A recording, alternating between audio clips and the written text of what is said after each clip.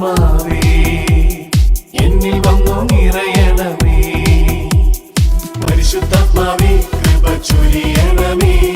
പരിശുദ്ധാത്മാവേ ശക്തി പകരണമേ. പരിശുദ്ധാത്മാവേ കൃപ ചൊരിയണമേ. പരിശുദ്ധാത്മാവേ ശക്തി പരമദിവ്യകാരുണ്യ നാഥനായ ഈശോയ്ക്ക് നേരവും ആരാധനയും സ്തുതിയും പുകഴ്ചയും ഉണ്ടായിരിക്കട്ടെ. നിത്യസ്തുതിക്ക് യോഗ്യനായ പരിശുദ്ധ പരമദിവ്യകാരുണ്യ നാഥനായ ഈശോയ്ക്ക് നേരവും ആരാധനയും സ്തുതിയും പുകഴ്ചയും ഉണ്ടായിരിക്കട്ടെ. സ്നേഹമായ കാരുണ്യമായ നമ്മുടെ കൂടെ ആയിരിക്കുന്ന പരിശുദ്ധ പരമദിവ്യകാരുണ്യ നാഥനായ ഈശോയ്ക്ക് നേരവും ആരാധനയും സ്തുതിയും പുകഴ്ചയും ഉണ്ടായിരിക്കട്ടെ. സ്നേഹനാഥനായ ഈശോയെ, ഈ തിരുമണിക്കൂറിൽ അങ്ങയുടെ ദൈവകരുണയെ ധ്യാനിച്ചുകൊണ്ട് കരുണയിൽ അഭയം പ്രാപിച്ചുകൊണ്ട് അതിൻ്റെ മുമ്പിലായിരിക്കുന്നു. ഉദ്ധാരത്തിൻ്റെ അവർ വലിയ സന്തോഷത്തിലായിരിക്കുന്ന ഞങ്ങൾക്ക് ഈശോയെ, ഞങ്ങൾക്ക് ലഭിച്ച വലിയ ബോധ്യം, ഞങ്ങൾക്ക് ലഭിച്ച വലിയ തിരിച്ചറിവ് ഈശോയെ നിൻ്റെ കരുണയിൽ ആശ്രയിക്കുക എന്നുള്ളതാണ്. കഴിഞ്ഞ ദിവസങ്ങളിലൊക്കെ ഞങ്ങൾ ധ്യാനിച്ചതും പ്രാർത്ഥിച്ചതും അനുസ്മരിച്ചതുമായ കാര്യം. ഇതുപോലെ ഞങ്ങളോട് സ്നേഹവും കരുണയും കാണിച്ച ദൈവത്തെക്കുറിച്ച്, മരണത്തെ ജയിച്ചടക്കി ഉദ്ധിതനായ ഈശോയെ, ഈ കൃപയുടെ സമയം ദിവ്യകാരുണ്യമായി നീ ഞങ്ങളുടെ കൂടെ ആയിരിക്കുമ്പോൾ പൂർണ്ണ ഹൃദയത്തോടെ പൂർണ്ണ മനസ്സോടെ ഞങ്ങൾ നിന്നെ ആരാധിക്കുന്നു. ഈ ഒരു മണിക്കൂറിൻ്റെ എല്ലാ അനുഗ്രഹങ്ങളും നമ്മുടെ ജീവിതങ്ങളിൽ നിറയുവാനായിട്ട് ആഗ്രഹിച്ചുകൊണ്ട് ഒന്ന് ചേർന്ന് നമുക്ക് പ്രാർത്ഥിക്കാം. ഈശോയുടെ തിരുഹൃദയത്തിൽ നിന്ന് ഞങ്ങൾക്ക് കാരുണ്യ സ്രോതസ്സായി ഒഴുകിയിറങ്ങിയ തിരുരക്തമേ, തിരുജലമേ, ഞങ്ങളങ്ങളിൽ ശരണപ്പെടുന്നു. ഈശോയുടെ തിരുഹൃദയത്തിൽ നിന്ന് ഞങ്ങൾക്ക് കാരുണ്യ സ്രോതസ്സായി ഒഴുകിയിറങ്ങിയ തിരുരക്തമേ, തിരുജലമേ, ഞങ്ങളങ്ങളിൽ ശരണപ്പെടുന്നു. ഈശോയുടെ തിരുഹൃദയത്തിൽ നിന്ന് ഞങ്ങൾക്ക് കാരുണ്യ സ്രോതസ്സായി ഒഴുകിയിറങ്ങിയ തിരുരക്തമേ, തിരുജലമേ, ഞങ്ങളങ്ങളിൽ ശരണപ്പെടുന്നു. ഈശോയിൽ പ്രിയപ്പെട്ടവരെ, ഉദ്ധാന തിരുനാളിൻ്റെ സന്തോഷത്തിലായിരിക്കുന്ന നമുക്ക് നമ്മുടെയൊക്കെ ജീവിതങ്ങളിലേക്കും ബോധ്യങ്ങളിലേക്കും കൊണ്ടുവരാവുന്നൊരു വലിയ സന്ദേശമാണ് വിശുദ്ധ ജോൺ പോൾ രണ്ടാമൻ മാർപ്പാപ്പ ഏറ്റവും കൂടുതലായിട്ട് സഭാമക്കളെ പഠിപ്പിച്ചൊരു കാര്യം, we are an Easter people, നമ്മൾ ഉദ്ധാന ജനതയാണ് എന്നുള്ളത് വിശുദ്ധ ജോൺ പോൾ രണ്ടാമൻ മാർപ്പാപ്പ നമ്മളെ പഠിപ്പിച്ചൊരു കാര്യമാണ്. അതായത് ഓരോ ക്രിസ്ത്യാനിയുടെയും ജീവിതത്തിൽ ക്രിസ്തു ഉയർപ്പിക്കപ്പെട്ടതാണ്. അതുപോലെ തന്നെ ക്രിസ്തുവിൻ്റെ ഉദ്ധാനത്താൽ നമ്മളെല്ലാവരും മരണത്തെ ജയിച്ചിറക്കി പുതുസൃഷ്ടിയായി ക്രിസ്തുവിൽ പുതുജന്മം പ്രാപിക്കേണ്ടവരാണ് എന്നുള്ളൊരു വലിയ തിരിച്ചറിവ് വിശുദ്ധ ജോൺ പോൾ രണ്ടാമൻ മാർപ്പാപ്പ നമുക്ക് തന്നു. ആ ഒരു വലിയ ബോധ്യത്തോടുകൂടെ കർത്താവിൻ്റെ ആ ഒരു വലിയ ഉദ്ധാന തിരുനാളിൽ സന്തോഷിക്കുമ്പോൾ വീണ്ടും സഭ നമ്മളെ ദൈവകരുണയുടെ തിരുനാളിനായിട്ട് നമ്മളെ ഒരുക്കുകയാണ്. ഓരോ ദിവസത്തെയും പ്രാർത്ഥനകളും നൊവേനകളിലൊക്കെ നമ്മൾ ശ്രദ്ധിച്ചു കഴിഞ്ഞാൽ ഓരോരോ പ്രത്യേക നിയോഗങ്ങളിലൂടെ പ്രത്യേകമായി നമ്മുടെ ബോധ്യങ്ങളിൽ നമ്മുടെ പ്രാർത്ഥനകളിൽ നമ്മൾ കൊണ്ടുവരുന്നൊരു കാര്യം, അതായത് എല്ലാവരും ദൈവത്തിൻ്റെ കരുണയിൽ അഭയം പ്രാപിക്കുന്നവരായിട്ട് മാറണം, ദൈവത്തിൻ്റെ കരുണയിൽ ആശ്രയം വയ്ക്കുന്നവരായിട്ട് മാറണം. പ്രിയപ്പെട്ടവരെ, വചനത്തിൽ നമ്മൾ കൃത്യമായിട്ടും കാണുന്നൊരു കാര്യമുണ്ട്. വചനത്തിലൂടെ നമ്മൾ കടന്നു പോകുമ്പോൾ ദൈവത്തിൽ പൂർണ്ണമായ വിശ്വാസം അർപ്പിച്ച ഒരു കൂട്ടം ആളുകൾ കർത്താവിൻ്റെ സാന്നിധ്യം അനുഭവിച്ചറിഞ്ഞിട്ടും അത് തിരിച്ചറിയാൻ സാധിക്കാതെ, അതിൽ പൂർണ്ണമായി വിശ്വസിക്കാൻ സാധിക്കാതെ പോയ ഒത്തിരിയേറെ ആളുകൾ. ആദിമസഭയുടെ ചരിത്രം പരിശോധിച്ചു കഴിഞ്ഞാൽ ആദിമസഭയിൽ നമ്മൾ കാണുന്ന കാര്യമാണ്, ഈശോയുടെ ഉദ്ധാനം അവരുടെ വിശ്വാസത്തിൻ്റെ ഏറ്റവും പ്രധാനപ്പെട്ട അടിസ്ഥാനമായ ഒരു ഘടകമായിരുന്നു. ഒരു ബുദ്ധിമുട്ടോ പ്രയാസമില്ലാതെ എല്ലാവരും ഒരുപോലെ അനുഭവിച്ചറിഞ്ഞതും വിശ്വസിച്ചതുമായ സാക്ഷ്യമായിരുന്നു ഈശോയുടെ ഉദ്ധാനം. മത്തായിയുടെ സുവിശേഷം 28-ാം അധ്യായം അതിൻ്റെ 6-ാം തിരുവചനം പറയുന്നു, അവൻ ഇവിടെയില്ല, താൻ അരുളി ചെയ്തതുപോലെ അവൻ ഉയർപ്പിക്കപ്പെട്ടു. ദേവദൂതൻ ഈശോയുടെ ശവക്കല്ലറയിലേക്ക് കടന്നു വന്ന സ്ത്രീകളെ നോക്കി പറഞ്ഞ കാര്യമാണ്, അവൻ അരുളി ചെയ്തതുപോലെ ഉയർത്തെഴുന്നേറ്റു. കൊറിന്തോസുകാർക്ക് എഴുതിയ ലേഖനത്തിൽ 15-ാം അധ്യായം 3 മുതലുള്ള തിരുവചന ഭാഗങ്ങൾ പ്രകാരം പറയുന്നു, എനിക്ക് ലഭിച്ചത് സർവപ്രധാനമായി കരുതി ഞാൻ നിങ്ങൾക്ക് ഏൽപ്പിച്ചു തന്നെ. ഏറ്റവും പ്രധാനപ്പെട്ട കാര്യം, എനിക്ക് ലഭിച്ചിരിക്കുന്ന ആ ഒരു വലിയ ആത്മീയ വിളി പൂർണ്ണമായി മനസ്സിലാക്കി ഏറ്റവും പ്രധാനപ്പെട്ട കാര്യം നിങ്ങളുമായി പങ്കുവയ്ക്കുന്നത് അതെന്താണെന്ന് വീണ്ടും പറയുകയാണ്.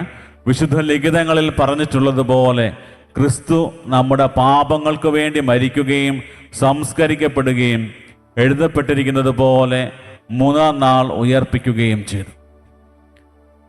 ഈശോയുടെ പീഡാനുഭവവും കുരിശുമരണവും ഉത്ഥാനവും ഒക്കെ ഏറ്റവും പ്രധാനപ്പെട്ട ഒന്നായി കണക്കാക്കിയാണ് വിശുദ്ധ പൗലോസ് ശ്ലീഹ സഭയിലെ അംഗങ്ങളെ പഠിപ്പിക്കുക. അത്രയും പ്രാധാന്യം അർഹിക്കുന്ന കാര്യം അവരുടെ വിശ്വാസത്തിൻ്റെ അടിസ്ഥാനമാണ്. പക്ഷേ നമ്മൾ മത്തായി സുവിശേഷകൻ്റെ 28-ാം അധ്യായം 11 മുതലുള്ള തിരുവചന ഭാഗങ്ങൾ വായിക്കുമ്പോൾ ഉത്ഥാനത്തെ പൂർണ്ണമായും വിശ്വസിക്കാത്ത ഒരു കൂട്ടം ആളുകളെ കാണാൻ പറ്റും.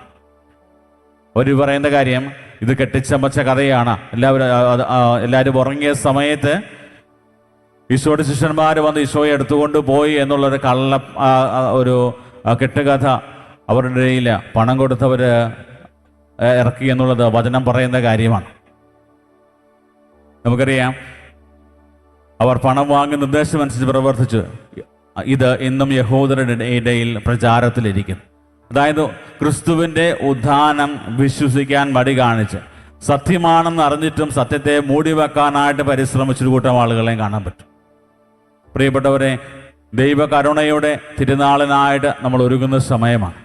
നമ്മുടെയൊക്കെ ജീവിതങ്ങളെ പരിശോധിക്കുമ്പോഴും പലപ്പോഴും ദൈവികമായ കാര്യങ്ങൾ സത്യമാണെന്ന് നമ്മുടെയൊക്കെ ജീവിതത്തിൽ അനുഭവിച്ചറിഞ്ഞിട്ടും പലപ്പോഴും അതിനെയൊക്കെ മൂടിവെക്കാനും അതിനധികം പ്രാധാന്യം കൊടുക്കാതിരിക്കുകയും ചെയ്യുന്ന അനുഭവങ്ങളും സ്വഭാവ സവിശേഷതകളൊക്കെ നമ്മുടെയൊക്കെ ജീവിതങ്ങളിൽ നമ്മൾ കാണാറുണ്ട്.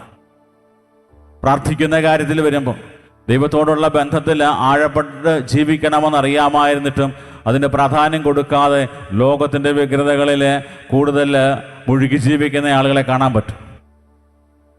ക്രിസ്തുവിൻ്റെ സാന്നിധ്യം, ക്രിസ്തുവിനോട് ചേർന്നുള്ള നമ്മുടെ ജീവിതം ഒത്തിരി സന്തോഷവും സമാധാനവും ഒക്കെ നമുക്ക് പ്രദാനം ചെയ്യുന്നു എന്ന് നമ്മൾ തിരിച്ചറിഞ്ഞിട്ടും ക്രിസ്തുവിൻ്റെ അനുഗ്രഹങ്ങൾ മാത്രം മതി, ക്രിസ്തുവിനെ എനിക്ക് വേണ്ട എന്ന് പറയുന്ന മനോഭാവത്തിലേക്ക് നീങ്ങുന്ന ആധുനിക തലമുറയെ നമുക്ക് കാണാൻ പറ്റും. ഇവിടെയൊക്കെ ഉത്ഥാനം നമുക്ക് തരുന്ന ഏറ്റവും വലിയ സന്ദേശം യേശു ക്രിസ്തു ഇന്നും ജീവിക്കുന്നവരാണ്, മരണത്തെ ജയിച്ചടക്കി ഇന്നും ജീവിക്കുന്നവനാണ് ഈശോ എന്നുള്ള വലിയ സത്യം. പ്രിയപ്പെട്ടവരെ, ആദിമസഭയിലെ ശിഷ്യന്മാർക്കും അതുപോലെ ആദിമസഭാ സമൂഹത്തിനും ഉണ്ടായിരുന്നൊരു വലിയ ബോധ്യമെന്ന് പറയുന്നത് കല്ലറകളൊക്കെ പിളർന്ന് ഈശോ മുകളിലേക്ക് ആരോഹണം ചെയ്യുന്നില്ല, മറിച്ച് അവരുടെ അനുഭവ സാക്ഷ്യമായിരുന്നു യേശു ക്രിസ്തു ഇന്നും ജീവിക്കുന്നു. മരിച്ചവരിൽ നിന്ന് ഉത്ഥാനം ചെയ്ത് അവർ ഇന്നും ജീവിക്കുന്നു എന്നുള്ളത് ആദിമസഭയുടെ ഏറ്റവും ശക്തമായ ഒരു വിശ്വാസ പ്രഘോഷണമായിരുന്നു. പ്രിയപ്പെട്ടവരെ, ഇന്ന് ആധുനിക യുഗത്തിൽ പലപ്പോഴും ഇത് വിശ്വസിക്കുവാൻ പോലും കൂട്ടാക്കാതെ ഈശോയുടെ സ്നേഹവും കരുണയും ഒക്കെ തിരിച്ചറിയാൻ സാധിക്കാതെ ഈശോയിൽ നിന്ന് അകന്നു ജീവിക്കുന്ന ഒത്തിരിയേറെ ആളുകളുണ്ട്. കരുണയുടെ തിരുനാളിനായിട്ട് നമ്മൾ ഒരുങ്ങുമ്പോൾ ഇന്ന് നമ്മുടെ ഏറ്റവും പ്രധാനപ്പെട്ട നിയോഗം എന്ന് പറയുന്നത് അവിശ്വാസികളായ എല്ലാവരും ഈശോയുടെ ആ ഒരു സ്നേഹവും കരുണയും തിരിച്ചറിഞ്ഞ് ഈശോയിൽ അഭയം പ്രാപിക്കണമെന്നുള്ളതാണ്. അതിനുവേണ്ടി നമ്മൾ പ്രാർത്ഥിക്കുക. ഇന്നത്തെ കരുണയുടെ ജപമാലയിൽ, കരുണയുടെ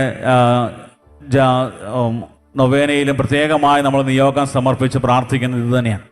അവിശ്വാസികളായിട്ടുള്ള ആളുകൾ, അതായത് കർത്താവിനെ അറിയാനായിട്ട് അവസരമുണ്ടായിട്ടും അതിൽ നിന്നൊക്കെ മാറി അതിൽ നിന്ന് വ്യത്യസ്തമായ ലോകത്തിൻ്റെ മോഹങ്ങളിൽ മുഴുകി ജീവിക്കുന്നവർക്ക് വീണ്ടും ക്രിസ്തുവിലേക്ക് അവർ മാനസാന്തരപ്പെട്ട് ക്രിസ്തുവിൻ്റെ കരുണയിലും സ്നേഹത്തിലും അഭയം പ്രാപിക്കുവാൻ കൃപ നൽകണമേ നമ്മൾ പ്രാർത്ഥിക്കുക. ഇതുവരെ ക്രിസ്തുവിനെ അറിയാത്തവരായിട്ടുണ്ട്.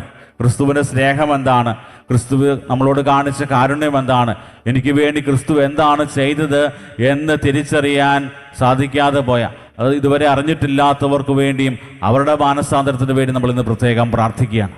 പ്രിയപ്പെട്ടവരെ, ക്രിസ്ത്യാനികളെ സംബന്ധിച്ചിടത്തോളം നമ്മൾ ഏറ്റവും കൂടുതൽ നമ്മുടെ വിശ്വാസ ജീവിതത്തിൽ പ്രാധാന്യം കൊടുക്കേണ്ട ഒരു കാര്യമാണ്. പൗലോസ് അപ്പോസ്തലൻ പറഞ്ഞതുപോലെ ഏറ്റവും കൂടുതൽ സർവപ്രധാനമായിട്ട് നമ്മൾ കണക്കാക്കേണ്ട കാര്യമാണ് ക്രിസ്തു എനിക്ക് വേണ്ടി മരിച്ചു, ക്രിസ്തു എന്നെ വീണ്ടെടുക്കുവാനായി മരണത്തെ ജയിച്ചടക്കി ഉത്ഥാനം ചെയ്തു എന്നുള്ളത്. പ്രിയപ്പെട്ടവരെ, വിശുദ്ധ ജോൺ പോൾ രണ്ടാമൻ മാർപ്പാപ്പ പറഞ്ഞതുപോലെ നമ്മൾ ഉദ്ധാനത്തിൻ്റെ ജനതയാണെന്ന് തിരിച്ചറിഞ്ഞുകൊണ്ട് ദൈവത്തിൻ്റെ കരുണയിൽ പൂർണ്ണമായി ആശ്രയം വെച്ചുകൊണ്ട് നമുക്ക് മുൻപോട്ട് പോകാം. ദിവ്യകാരുണ്യനാഥൻ്റെ ആശീർവാദത്തിനായിട്ട് നമ്മൾ ഒരുങ്ങുമ്പോൾ നമ്മുടെ എല്ലാ പ്രാർത്ഥനകളും നിയോഗങ്ങളും ദൈവസന്നിധിയിൽ സമർപ്പിക്കാം. ഇതേ നാളും വളരെ മനോഹരമായി തിരുസഭയെ നയിച്ച് പരിശുദ്ധാത്മാവിൻ്റെ പ്രേരണയിൽ നയിച്ചുകൊണ്ടിരുന്ന ഫ്രാൻസിസ് മാർപ്പാപ്പ നിത്യദർശനത്തിനായ പിതാവേ അങ്ങയുടെ പക്കലേക്ക് എത്തി. പ്രത്യേകമായും ഫ്രാൻസിസ് മാർപ്പാപ്പയുടെ ആത്മശാന്തിക്കായിട്ട് പ്രാർത്ഥിക്കുന്നു. ഞങ്ങൾ വ്യക്തിപരമായ നിയോഗങ്ങൾ, കുടുംബത്തിൻ്റെ ആവശ്യങ്ങളും എല്ലാം സമർപ്പിക്കുന്നു. കാര്യസ്ഭവനെയും കാര്യസ്ഭവനിലെ എല്ലാ ശുശ്രൂഷകളെയും നാട് മുതൽ ഈ ആലയത്തിൽ ആരംഭിക്കുന്ന കുടുംബ വിശുദ്ധീകരണ ആന്തരിക സൗഖ്യ ധ്യാനത്തെയും അതിൽ പങ്കെടുക്കാനായി കടന്നു വരുന്ന എല്ലാ മക്കളെയും സമൃദ്ധമായിട്ട് അനുഗ്രഹിക്കണമേ എന്ന് പ്രാർത്ഥിക്കുന്നു. എല്ലാ പ്രാർത്ഥനകളും ദിവ്യകാരുണ്യനാഥൻ്റെ സന്നിധിയിൽ സമർപ്പിച്ച് താഴ്ന്ന സ്വരത്തിൽ ദൈവത്തെ സ്തുതിച്ച് ഈശോയെ ഞങ്ങളെങ്കിൽ ശരണപ്പെടുന്നു എന്നുള്ള പ്രാർത്ഥനയോടെ കർത്താവ് മിശിഹായുടെ ആശീർവാദം ഇപ്പോൾ സ്വീകരിക്കാം.